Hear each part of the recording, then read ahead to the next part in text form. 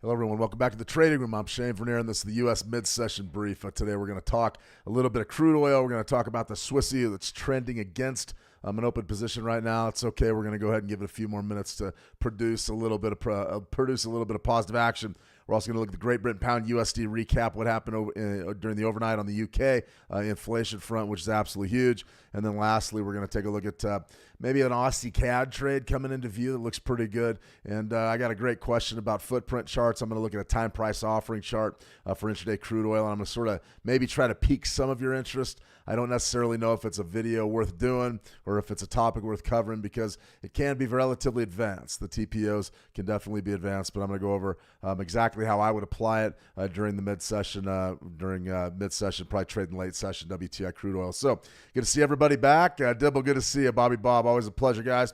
All right, let's get right out to price action. We had a sort of an interesting day going on with the U.S. dollar, and what I mean by that is you really do have a tremendous sort of, I would say, strength across the major in the U.S. dollar. We're up only about 0.25% on that DXY.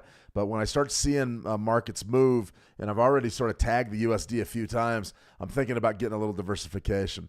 So this is an interesting chart that I pulled up earlier today. This is the dollar CAD, this is the Aussie CAD. And remember, we have the Canadian, we had some news out on the Canadian dollar yesterday. But really what I'm looking at here is the WTI crude oil. Now, remember, Aussie CAD is absolutely a commodity pair. It is the ultimate commodity pair. It means that the Australian dollar is driven by gold, Canadian dollar is driven by the loonie, Canadian dollar is driven by oil. So we've got gold versus oil, and we're gauging the relative strength of each one of these. If I want to get a little bit of insulation from the dollar, this is an indirect way to do it. Now remember, gold's priced in dollars and U.S. oil is priced in dollars, but we can still look at this chart and say, well, it's a little bit, I would say, one step removed. You know, it's not necessarily that you're trading exactly the U.S. dollar, but you're trading different commodities, which are priced in dollars, but you also have the different factors of the country's monetary policy. So I tend to look at the Aussie CAD for ways to diversify against the dollar, and I think it's a very, I would say, a good pair to use if that, in fact, is your goal. So we got Ivy. Looking forward to your views on WTI. Yeah, we're going to talk WTI here in a minute. Mark Corp, how's it going? It's going very well. It's going very well. I cannot complain. Some people don't like slow news weeks. I love them. I think they're great. Alfredo, RD, hi, Shane. Before we start a question, please. All right, very quickly, Alfredo. Why do you think gold rose today if the DXY and Treasury bonds also rose? Is there no longer a negative correlation between gold and the dollar? It's geopolitical uncertainty, Alfredo. Geopolitical uncertainty is driving gold right now. We're 3 weeks out of a U.S. election. That's driving gold. Israel, Hezbollah is driving gold. Those geopolitical things are the market drivers right now. Those are trumping the U.S. dollar. Those correlations break down during times of external market drivers. So remember that. When we got something like a U.S. election coming up, we got something like geopolitical tensions, Russia, Ukraine, Israel, Hamas, Israel, Iran. Remember, what has Israel done the last couple of days? They've been announcing their plans to retaliate against Iran. So retaliation's not off the board, and we don't really know the depth of the scope of the retaliation. What would that do to gold traders? Make them buy, or at least hold their positions. So definitely, I think that's 100% the answer there, Alfredo. That's pretty much what I would go with. Politics and geopolitics are driving gold. There's no question about it. All right, guys. Aussie CAD. So right here's a monthly chart. I like my long-term levels, especially when they come into play. Those are anchor points. I view those as being relatively reliable, I would say, unless they get saturated, and I'm going to talk about that in just a second. Right here, though, nice, I would say a nice 3-month range. Boom, nice spike low, spike high. Pullback was right at 38%. I went ahead and bought the market. Remember, these are demo dollars. These aren't real dollars. We'll get to the real money soon enough, believe me. But right there, these are demo dollars. We're down a little bit on this position, but essentially the idea was to buy 38%, sort of buy it at market, depending on that support level to give us a bit of a retracement or a reversion back up north. Now, 30-minute chart, I always look at my lower time frames when I'm trading these long-term levels. The reason why is I want to see exactly what's happening. And you can see right there, nice big sell-off. So sort of crude oil beating gold. I'm not buying that narrative, not even for a minute, and that's one of the reasons I placed this trade. I expect crude oil to bounce a little bit by the end of the week, and I expect gold to probably just hold its value. So right there, I think that's a pretty darn good entry for a long. I would feel a lot better if we got a 30-minute candle to close above this area, but I'm not at all discouraged just yet. I think the fundamentals are going to work our way, and I do like this long position. So we're going to go ahead and put a pin in it and see exactly what happens. I'm going to see Mehdi. Good to see you, Mehdi. Welcome. All right, guys, so that's a good look at the Aussie CAD. Why would I be trading the Aussie CAD today? A couple of reasons. Number one, slow news cycle here in the United States. But number two, I kind of want to get away from that U.S. dollar. I don't want all my bets to be down on the U.S. dollar because we already got a couple of them. So all right, everybody, let's go ahead and sort of dive into the presentation today. Double your deposit with 100% credit bonus. If you don't have a broker, go check out Switch. Tuesday, Wednesday, Thursday, pedal to the metal. I mean, if you're going to trade Tuesday, Wednesday, Thursday, I would tell any beginner that. I would tell veteran traders that. Most veteran traders laugh at me. And they go, Shane, what do you only like working half time? I said, no, but believe me, if I'm going to take risk, I'm trading every day. But if I'm going to take risk and really look to trade Tuesday, Wednesday, Thursday, that's when I want to get the job done. What's our goals for these sessions? Hit our weekly P&L, trade our plan. If our strategy says trade it, we trade it. Cashing in on opportunity. We have to make money as traders. I don't want anybody to get too caught up in this analysis to where they forget the entire job. The job is trading. The job is trading. And in order for us to make money, we've got to trade. If we don't trade, we can't make any money. One thing that's unique about today, and I'm going to get right into crude oil before we start, but one thing's unique today I wanted to point out. Columbus Day holiday, EIA numbers are tomorrow. Always be aware in the United States, when you have a holiday on Monday, you don't have a problem, but you're gonna have a delayed reaction here on your EIA. EIA figures are coming out tomorrow. It's absolutely imperative that we remember that and sort of understand that, because that's a major market driver, an intraday market driver. So if you don't get that release, typically you have a sort of a slower day in crude. We're not seeing that right now. I got some macro levels to look at. Right here's the U.S. 100, the U.S. oil CFD. This is an interesting week. I mean, my oil's absolutely cratered. A lot of that has to do with election expectations. I covered that yesterday.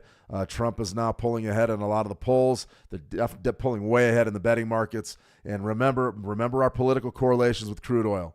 Harris victory, bullish crude. Trump victory, bearish crude. Now, if you're a political person, you're probably yelling at me saying you're a political hack. You're saying higher energy. No, that is just the correlations to different administrations. Trump is going to try to flood the world with crude oil, and that's his big idea to bring inflation down. He's going to try to cut energy costs in half. They can do a lot of that by executive order.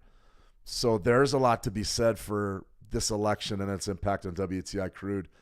That's a big reason why we're seeing this sell-off, especially with our geopolitical tensions. I mean, there's really no reason why we would see the huge sell-off right now other than your politics. 3 weeks out of an election, that's what you're going to get.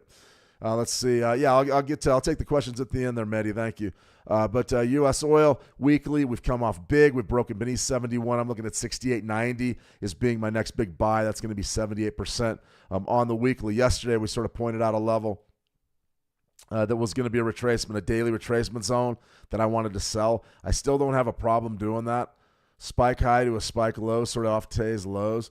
Your sell right there is going to be 72.15. A lot of confidence in those numbers. Bollinger midpoint creeping down, moving average creeping down. We've got that weekly 50%, daily 38. You've got a Bollinger midpoint, and you've got a 13-period EMA. That is a huge resistance zone. So if we do get a pop towards the end of today or maybe tomorrow's session, selling right up there from probably 72 all the way to 70, 72 and a quarter is going to be a pretty good way to do it. Now, what would I like to do? I would much rather buy. Much rather buy. I'd like to see this bid down here from about 78.90. I think that if we get that 79 bid, that's a winner chicken dinner. So if you are trading WTI crude oil, you've got to understand this right here. Most people aren't real big on fundamentals. They're not. They don't. They're like, Shane, show me the price chart, and I'll tell you what's going on in the news. I have heard that more times than I can remember. It's not true. You've got to be aware of some of the fundamentals, especially if you're trading commodities. Now, November, December rollover, these are CME WTI futures. This is what your U.S. oil contract's based on. So right now, and these are delayed a little bit. This is just on the CME website, but it looks like we're still pricing that November contract here on your U.S. oil. This rollover is probably going to occur tomorrow. By rollover, I mean all the volume, not all the volume, but the majority of the volume is going to shift from the November contract to the December contract. Now, what happens, especially on days like today, is what we call volume dilution. Now, volume dilution is when we've got a split between contracts. So right now, we've sort of got a split on the November contract and the December contract. Looks to be about 50%. So if I'm trading this WTI today, I'm very careful. I'm very careful because we don't have the liquidity on one contract. That means the market's not as deep. It means it's more prone to sweeps. What a sweep is a block order that just moves price because the market's thin. It's sparse. Sparser is not a word, but it's the order queue is sparsely populated. The market depth isn't where we need it to be. So is today an ideal day to be trading WTI crude oil? No, it is not. No, it is not. Not even close. A lot of pros that I know, they won't trade rollover. They get completely out of rollover, and they come back once the new front month has been established with at least a 60% split. I'm not going to tell you to do that because I've made money on rollover days, but get ready for this. Get ready for your U.S. oil contract, your CFD, to start reflecting December pricing. Now, the biggest thing to remember about rollover, spreads. November right now we're trading at right around 70. I mean, once again, this is delayed 5 minutes or so. We're trading right here. There's about a 55 cent or a 55 cent premium there on November over December. That's what a futures contract does. It's called backwardation. It means that typically a bird in the hand today is worth more than one in the bush, which is next month. Remember, a lot of folks take delivery on these oil contracts. So if I'm interested in buying oil right now, I'm going to have to pay a premium over what it will be worth in December. It's not always that way. We're seeing something sort of different in gold and a little bit in equities as well. But for right now, crude oil is reflecting normal backwardation. The reason why that's important is because that spread is going to come down into nothing. And what that means is we're either going to both rally, and December is going to rally faster than November. We're going to both sell off, all right, and November is going to fall faster than December, or November is going to sort of hold recent form, and then you're going to see December get bid right up to where you get that nice spread is being zeroed out. Now, they aren't always zeroed out, but you'll see a move in that spread. Right now, it's pretty big. I think it's a pretty big spread. The professional spreaders are going to attack that, and they're going to get all over crude oil pricing. That's going to bring a lot of participation to our market. So I sort of promised some intraday analysis here. WTI crude November contract right here, flat. It's very flat. There's not much going on. It says we're down about negative 0.20%. It's just not much. That's just not much. We're flat. So in a flat market, this is a good time to sort of go over a couple principles, and I would sort of show you the way that I would be looking at this market right now. Now, I got a question earlier. Shane, do you use footprint charts? No, I don't. I don't use footprint charts, but what I do use from time to time is what's called the time price opportunity chart. This is sort of a take on an old market profile chart, okay? There's a couple of things to remember about time price opportunities. Number one, this shows you exactly where all the volume is being traded. For me, it's the 30-minute chart on the WTI crude futures. That's what I want to focus on. I've been doing that for a long, long time. Your volume distribution, you can see right where all this volume is. And all this volume means I buy a contract, you sell a contract. We are doing more of that at this price right here. That's called our point of control. So what exactly is our point of control right now? Well, we've got a line right there. It tells us our intraday point of control is at about 70.45. Your point of control for the day is going to be right up there somewhere around 77. So we're watching this relatively closely. As far as how would I be looking to trade this thing, I would definitely keep my eye right there on this point of control, this zone. Okay, right through here. And you can see, you've got a serious, I would call that an order block. Most people won't. A lot of smart money people don't believe that. But I would definitely say you should respect that 70.75 as being a previous, or at least probably the previous session's point of control right there. So value area is going to go between here and here, okay? Right there, your white line is sort of your current point of control. So we're breaking above that point of control, which was where we've done most of the business, and we may be filling in towards yesterday's. Now, if something like this, I would say, okay, Shane, who cares? Well, let's look at our U.S. session Fibonacci's. Right there. There's your U.S. Open, U.S. high, 9 a.m. Eastern, 78%. What do I have up there at 78%? 70.71. Previous day's point of control. You guys start to see what I'm getting at. There's going to likely to be a lot of action up there. Could be sellers, could be buyers. More than likely, that's going to be a pretty good selling opportunity. So let's go ahead and take a look at our trade. How would I execute this trade? Relatively simply. This would be a scalp trade for me. I would step up and sell 70.70s. That would be my entry point. Boom, boom. 70.70. Sell, limit. Okay, we can go ahead and, I guess we'll trade one lot. Now, my take profit and stop loss, clearly I'm not going to go that many ticks. I'm going to be looking to get a nice, probably, let's just shoot for an 8. Let's shoot for an 8 tick profit, and let's go ahead and shoot for a stop loss of 8 as well. 1-to-1 even money. I'm looking for a 70 sell. Right now we're printing 56s. Let's go ahead and get that in the queue, and we'll see what happens. The idea here is Fibonacci of my U.S. session is at 70.71. I love 78%. That's absolutely fantastic. And then right up there you have the previous day's point of control right up around that same zone, right around that 75 zone. We should see some sellers there. If we don't, we don't. But that's life. In any case, that's our trade. That's our trading dome, and it's all locked and loaded and ready to roll. So I wanted to get that out there as well. It's a good day to go over some of this stuff. Remember, it's, when it's a slow trading day or a rollover day, or maybe a day that's not the best for trading, you can always game plan and you can always learn something new. It's time price offering chart. TPO, we used to call it market profile, and that's built on Stadelmeyer's work that came out of the 1980s commodity pits in Chicago. something to think about there. You may want to incorporate it into your strategy. If so, you got to do some work to learn that stuff. You do. You got to learn some work, and you got to do some work. And a lot of people don't like to work. They like the crossover stuff and the basic stuff. And learn market state, learn market structure, understand what a trend is, understand what rotation is. The concept of the point of control is hugely important. Hugely important. Maybe I'll do a seminar on it sometime, and we'll see if we can. See if there's any interest there.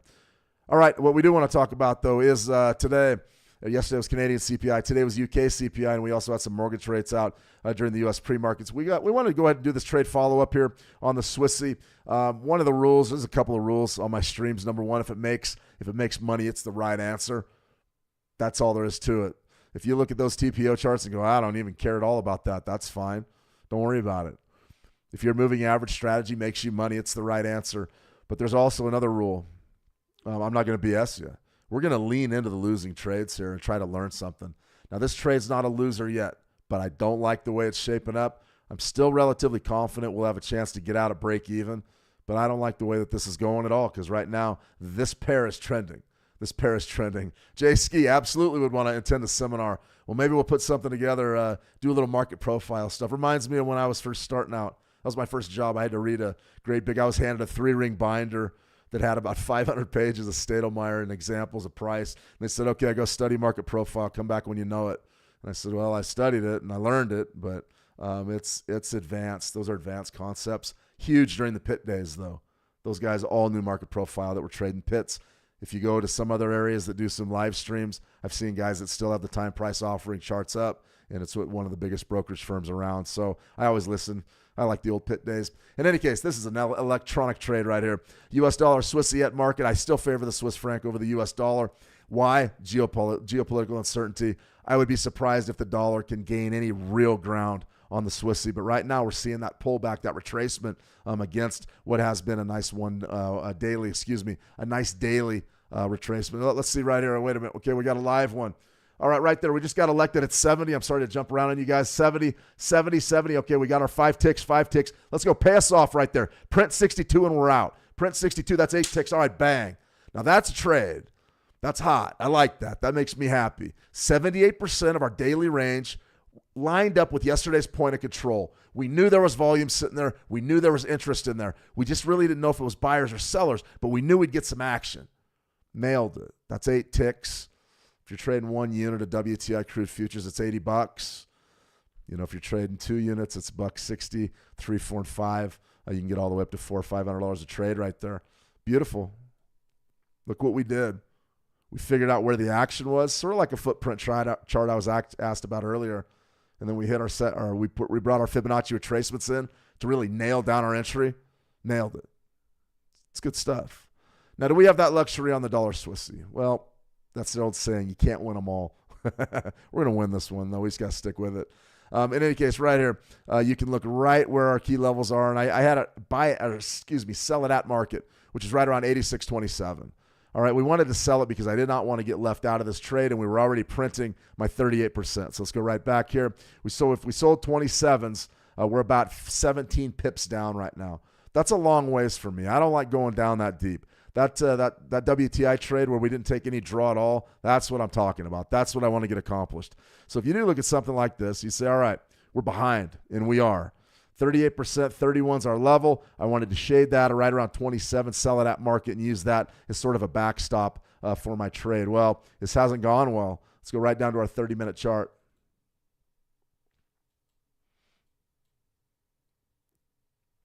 There's your break. So there's a couple of ways to look at this, all right? Now, we can sit around and you say, Shane, we missed it. I don't think we missed it just yet. You can see that this area held up beautifully back on the 14th. Great trade, came right down, down to 14, back up, boom, boom, boom. Eventually, we sort of broke out, and we broke out today right around 8 a.m. my time, 10 a.m. Eastern. I'm not necessarily ready to throw the towel in just yet, but that initial push needs to be respected. That went all the way up to 86.55. Probably got to have your stop loss. I would pad it a few pips. I'd be looking price somewhere up there around 57 or 59. Now, it's only about a 32 pip stop loss from where we're at. I believe we went short right around 27. I don't like it. I really don't. But if we pull the plug on it now, 16 pips, we're 16 pips down. We can mitigate our losses and move on to the next trade. We could do that. That's okay. I wouldn't fault anybody. Matter of fact, most disciplined traders would say, all right, I'm done with this. This broke against us. I'm not willing to throw the towel in just yet. This was a big break. We broke above our zone, but you can see we've sold off and we're sort of rotating. My guess is we fill this in and at least give ourselves a chance to get out at 31. So you've got a couple of ways to play this. You could cut it off right now and just say, all right, I'm going to take the 16 pip loss and move on with my life. You can do that. One good thing this trade has going is we have a finite stop loss. Stop loss now is up there right around 86.55. We got that right up around 89. That would have been, 59, 86.59. That would have been your stop loss anyways because of the quarter handles. I do a lot of work with the quarter handles. In this instance, we were looking for about 30 pips. So your stop would have been on a 1-to-1 up there right around 57. So we're sort of know what we're talking about with setting these stops. Couple of options. Cut it off now. Wait for a retracement back down to this zone and then get out at a much smaller loss, or just take the position and see how this thing pans out. Remember, we're looking for 30 pips. So 86.27, we're looking for that 89, somewhere down in there. Something like this. So this is what the market's going to have to look like. So if you stay in there, it's going to be a swing trade more than likely.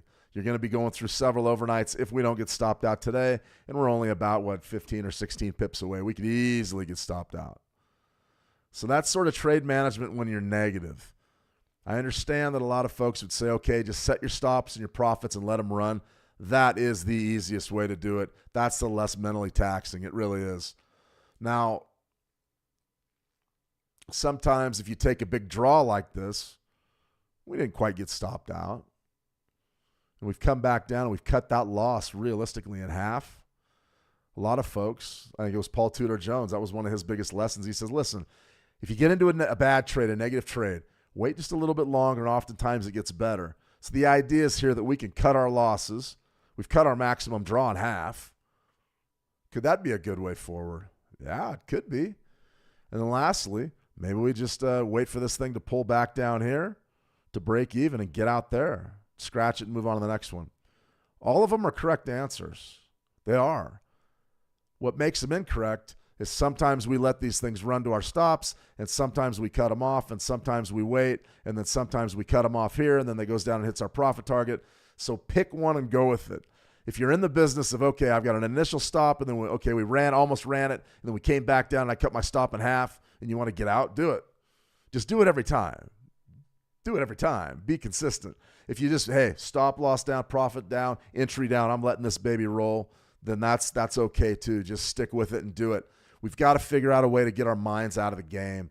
You can't be in there going, okay, well, I'm just going to read every trade and execute them all beautifully, because it doesn't happen. Now, full disclosure, guys, I'm more of a discretionary trader than I am a mechanical one. Now, I've got my technicals down, and I got my fundamentals, and I know when the events are coming, and I got a pretty good understanding of market state. We can do that pretty well. But there is 10 years of experience going into, is this a good trade for me to be in? Is there any reason for me to believe right now that this market's going to trend? Not really. There's no market drivers coming out. We got to be smart about what we do, but this looks to me like we just flushed out all the shorts in a 30-minute period, ran them. What happens now? I would be, excuse me, a little bit choked up today, smoky here in Montana. Very surprised if we don't start rotating down south and at least get back to our entry and probably a little bit below that. I would expect that tonight before the ECB. Something to think about there. All right, got a question here. Alfredo, excuse me, guys. I'm just absolutely sort of choked up. That Swissy trade, that's something to choke on, huh? I don't like losing. I don't like taking draws either, but we got to learn as much as we can from these trades. All right, Alfredo, yeah. Shane, I don't understand why you would rate the USD CHF trade negatively. In a 1 month time frame, don't you have to wait weeks to see how price evolves? It's a good question, Alfredo. I get this one a lot. Admittedly, what I do is confusing. I've found over the years that my long-term anchor points, my monthlies, my weeklies, my dailies, are incredibly accurate scalping indicators. Meaning, I go down to maybe a 1-minute chart to trade a weekly level. I'm waiting for those levels to produce immediate positive price action. Now, if you're absolutely right. If I was, say, a swing trader, or I wanted to stay in this market and really try to get in on that broader trend, I could do that. I don't have any problem with that. If I believe that this trend is going to continue and we're going to wipe out these lows and go down and maybe check out 80, yeah, then you just say, yeah, I'm going to go ahead and let this roll. We're going to risk 86. We're going to go right here. We're going to sell 86.30s. We're going to put our stop loss above that previous spike high up over 90.50, and we're just going to let this thing roll. We may be in that trade for weeks. I'm not really interested in that. I'm interested in using my anchor points to capitalize. I want my money always to, as much as I can, I want it to go with the prevailing trend, but I'm happy taking 30 pips on that trade. Now, this one's dragging us into deep water. It hasn't worked the way that I thought, but we're not out of it yet. And I have a lot of confidence that we're going to see some pretty good two-way action there at 38%. Will it work? We'll see. And, on a 1-month time frame, yeah, most traders are going to sit here and say, well, we got to wait a few weeks and figure this one out. I don't do that. My anchor points are built for scalping. And for me, in the Forex, a scalp's like a 25 to 50 pip trade. Sure, it might take, sure, it might take a day or two to develop, but it's still a real low number of pips with regards to my time frame. That's where I've been able to carve an edge out, and I'm a pretty big believer in that. Now, intraday stuff just showed you how you can trade a 30-minute crude oil chart and really just wham, bam, we're in and we're out. I can do that too, and if you stay in the market long enough, you'll be able to do all that stuff. You really will.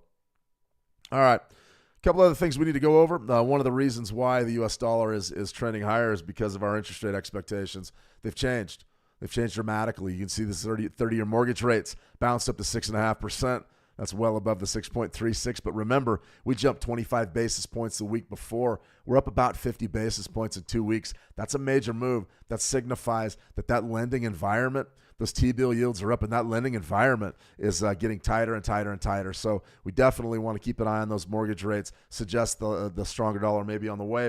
UK CPI came out during the overnight. Fascinating stuff. Absolutely fascinating stuff, guys. CPI came out, and it was down. When was the last time we saw a negative print here in the United States? Look, it came in flat. That was less than expected and down big from last month. Now, remember, these are growth rates.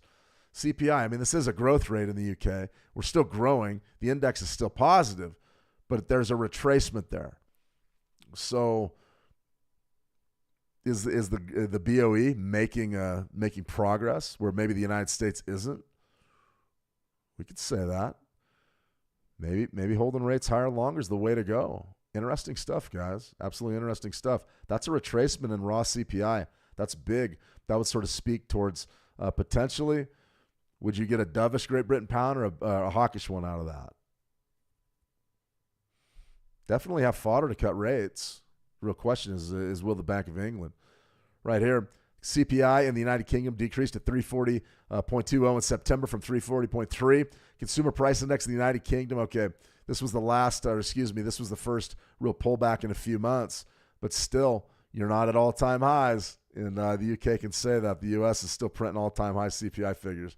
So what is that good for? Well, it's good for trading the Great Britain pound. Let's take a look. You see right there, nice big sell-off this month. I mean, this is a big move. This is the dollar sort of gaining back a lot of its puff that it lost as we thought we were going into multiple half-point rate cuts in a row. Right here, Great Britain pound comes down against the USD. Pretty good long area. Now, would I make that trade? It's essentially the same trade as this one. All we're doing is well, in this case, it's not necessarily the same trade, but it is the same in that our fates hinge on the fate of the U.S. dollar. So if I was going to, let's say, if we took this short, all right, we're back in the Swissy. If we take this long, what are we doing? Well, we're sort of back in the Great Britain pound. So it is the same trade. I call that double exposure. If you wanted to do this one, do I like this one better than the Swiss franc trade? I really don't care. You're right there. Go ahead and buy market and see what happens. This is a key level, though. This 130 zone is no joke. And if, in fact, it does wash out, we're going much lower. So I'm sort of the opinion that the dollar is running out of steam. I would be surprised. I really would be surprised if we extend these losses. However, right there's your big figures, bang, bang, bang, and then you get the big rotation off our monthly level once up to 130.37. This area right here is 130 even, and now where are you? you're about 10 pips down beneath the level. It's not the best thing in the world, but it also is that this is an absolute key support zone. So I'd be watching this one relatively quickly. If I want to, relatively closely. If I want to be long or short, the Great Britain Pound USD, what would it be? That's hard. I think I would be tentatively long here, but I would have my stop loss in, and it would be somewhere right beneath this one. I wouldn't let this thing draw against me. I wouldn't let it go against me too deep, because if, in fact, that 130 level does break, it hasn't broken just yet, but if it does break, then we're going deep. Then we really start getting into our pocketbook, because the next port of call probably is down there right around 128.96. I would much rather just get out of the market, come back, and maybe buy my golden zone down there on the monthly. As far as your short time frames, what would be really, really good be something like this, where let's say we break and we go down here and maybe we set up a retracement. I would love a 4-hour retracement that begins above our big sweep, and we get something like that, where you get that retracement maybe off of a 129.50, and then we go up there to 130, and then we have an opportunity to sell that level with a little bit of convergence.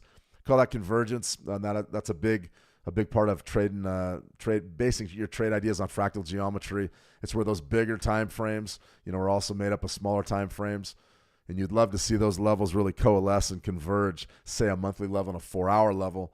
That tells us that, yeah, we're on the right track. Convergence is a big part of it. Let me see. Was tracking a W on the 30-minute chart on the Great Britain Pound USD. Not a bad idea. I mean, we nailed the pretty good W in the pretty good W in the yen yesterday on a 30-minute chart. That's a good spot, Jay. I mean, take a look at it. A Bollinger W, for those of you who don't know what it is, check out our Trading Academy. Bang, bang.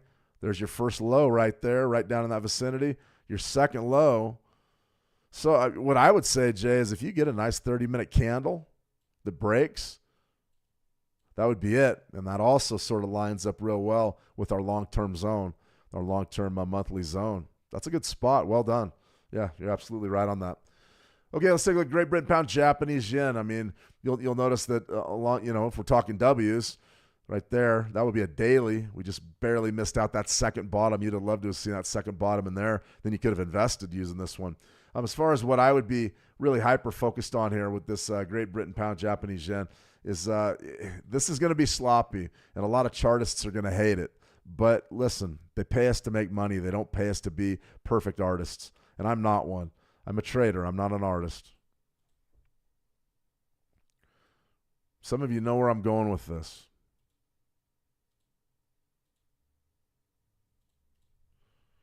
Bullish flag? Is it a bullish flag? It's pretty close. I would say that this pound yen definitely has me scratching my head. I'm surprised that it's taken this long to chop sideways.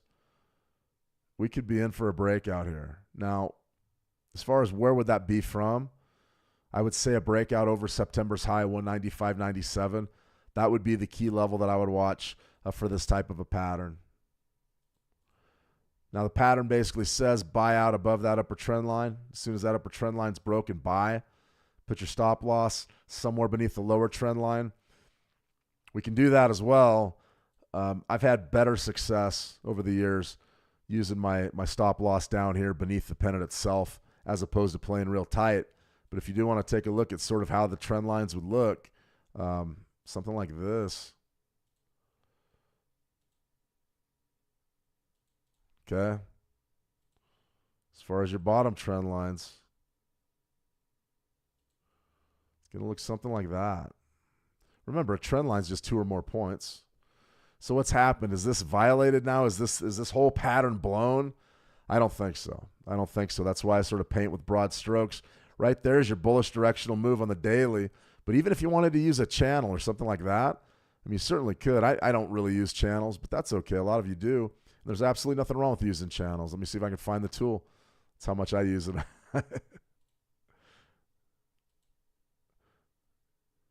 So, yeah, you just got to move this thing up. Something like that. You got to bring your channel in. See, this is why I don't like this tool at all. I'd rather just draw trend lines. Something like that. Is it perfect? Not really. Let's do something a little better than that.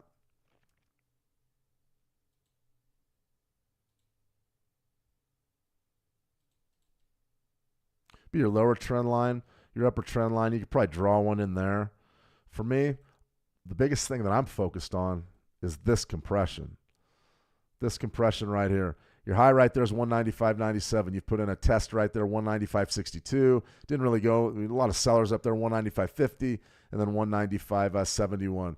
So that zone right up there, if you're an order block trader, and I know a lot of you are, you're going to definitely be looking at this zone as being a supply zone, something like that. I would keep a close eye on a breakout above that level. Right now, the fundamentals do sort of point towards the Great Britain pound rallying against the yen. Does the BOE hold, or do they cut after this CPI reading? Depends. Why not just hold them firm? If inflation's coming down, why cut? Just got to wait and see. Yeah, bull pennant. Yeah, absolutely, Jay. You're absolutely right. I'm watching that zone right there. My basic game plan would be this. Waiting for that break, buying pullbacks. If you don't want to do that, if you want to be hyper-aggressive, there's nothing wrong with that. I like aggressive traders. I'm aggressive myself. I've taken significant risks over the course of my lifetime. The way that I see it, it's very difficult to make any money in this world unless there's risk involved. And that's your career risk, your speculative risk, whatever. That would be the pennant I'm looking at. Now, if you want to tighten it up and just make it absolutely beautiful and perfect, okay, do whatever you got to do. Just remember the most important part of this pennant is the top. That trend line right there, pretty flat. And as soon as we break up over 196, you could go for it. If you wanted to trade this pennant as it is, you're going to have to bring your leverage way down, but you're going to buy. I would suggest buying probably right over that high. You could buy up there. You could either put your stop loss right there beneath that trend line, that lower trend line, or you could put it beneath really the bottom of your flag itself. What's the difference? It'd be probably the difference between 193 and say 189. So I mean, what is it? 350 pips. So if you're going to take that trade and you're going to risk 350, you're probably going to have to at least put in a test of 200, which could happen. Really all depends on the BOE though. All right, everybody, I'm going to go ahead and let me see, Jay. If you were going to trade that, would you trade that on a daily chart or smaller? I mean, the formation's on the daily. I would try to stick with the daily, but if you wanted to go down to say a 4-hour chart, I mean, there it is. so I mean, if you wanted to really trade this on a 4-hour, you could do it. You have all sorts of options for stop losses using that 4-hour. You probably would just go right beneath that spike low and try to get that jump. And if you did that, you could build yourself a little bit better trade, 193 to 61. Buying up there at 195, so you're probably looking at 200 pips, something like that. You're going to need a market driver for that. What could that possibly be? BOJ, BOE, potentially. We got pretty good action on that CPI report. That it could be done. This would be a trend play for me, though. I'd be looking to play the breakout and then look to grab a couple hundred pips. This would be a trade that I would take a position, and that flag would be my position. That would be the idea there. All right, everybody, I'm going to go ahead and sign off here for a few hours. I didn't get to the DAX 40. I'm sorry, Mehdi. I'm just not an expert on the DAX 40. Connor, I would direct you to Connor. He can certainly get in there. I've never played a DAX 40 trade in my life. It's a European index. I don't have any access to CFDs, and I'm not really interested in camping any money in Budapest or where would the DAX exchange be? Berlin? Is it in Berlin? It's in Frankfurt, isn't it? Frankfurt Bourse. I think that's right. I'm not sending any checks to Frankfurt. All right, guys. Had a lot of fun today. Admittedly, a slow news week, but we nailed that crude oil trade, and that's pretty good stuff. If you have any questions at all and you're watching on YouTube, pop by or X or wherever you may be watching, pop by the trading room. Send me a message or just a shout out. That's great.